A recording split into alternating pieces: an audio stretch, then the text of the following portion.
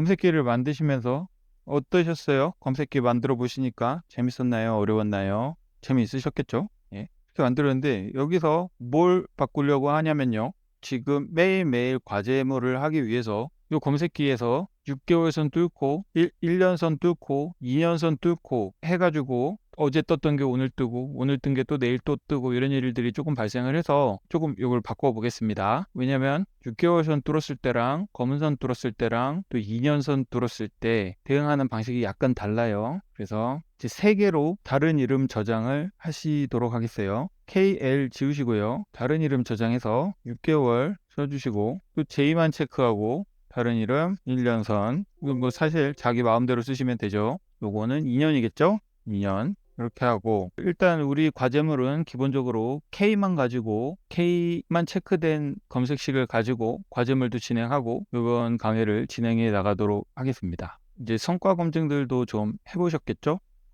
상당히 좋아요. 이 검색기를 만들어지는 과정이 바로 거기에 있습니다.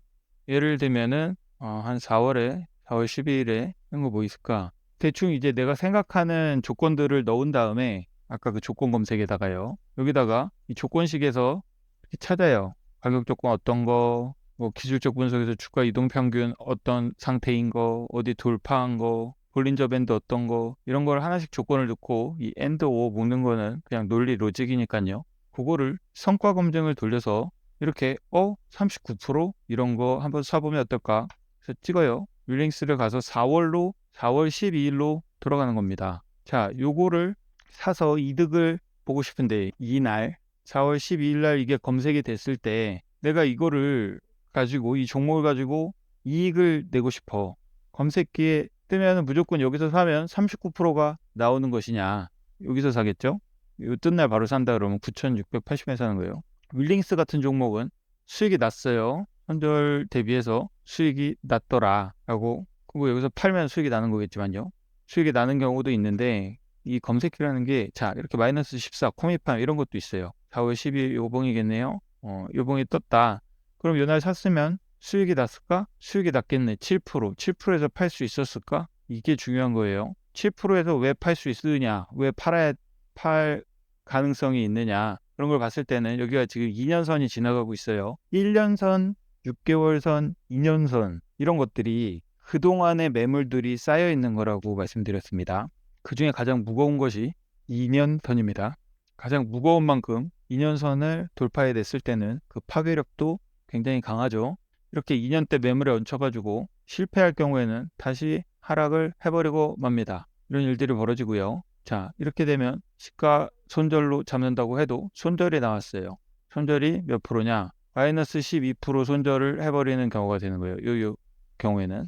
그래서 이런 경우들을 좀 따져봤어요. 어떻게 대응을 해야 나한테 가장 이로울까? 최종적으로 계좌가 빨간색으로 만들어 주는가를 제가 이렇게 저렇게 따져보니까 이렇게 아주 자연스러운 거죠. 했을 때 잡히는 것에 대해서 여기만 잡혔겠죠? 8, 15로 판다.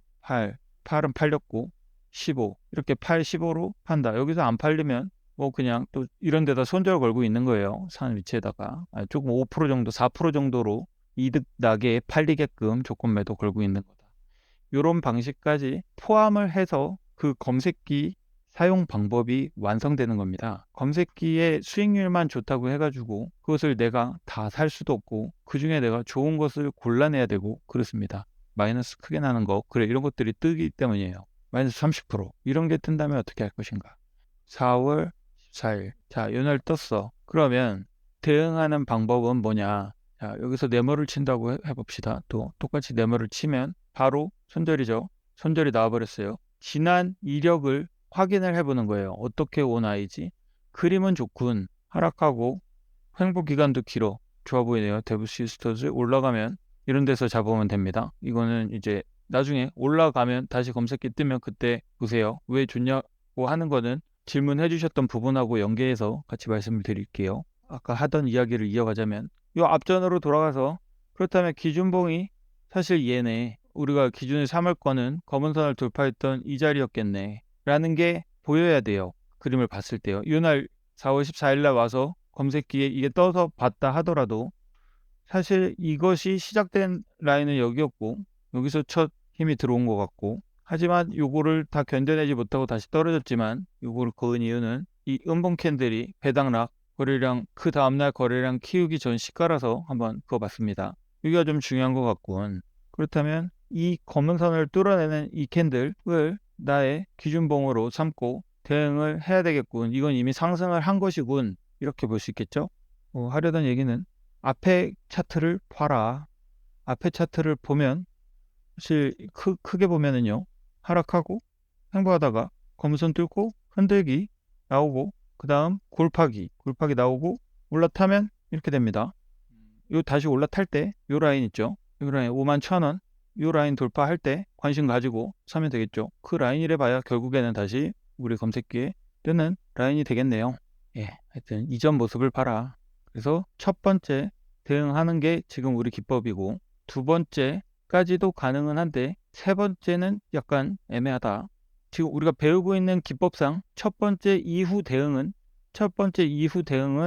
그 다음 검은선 라인에 닿는 위치다 생각을 하시고요. 여기서 왜 사냐면요. 얘 같은 경우는 지금 흔들면서 이렇게 다시 하락을 해가지고 고를 파고 있는데 여기서 급등이 나와버리는 이런 애들이 꽤 많아요. 그래서 여기도 대응을 해준다.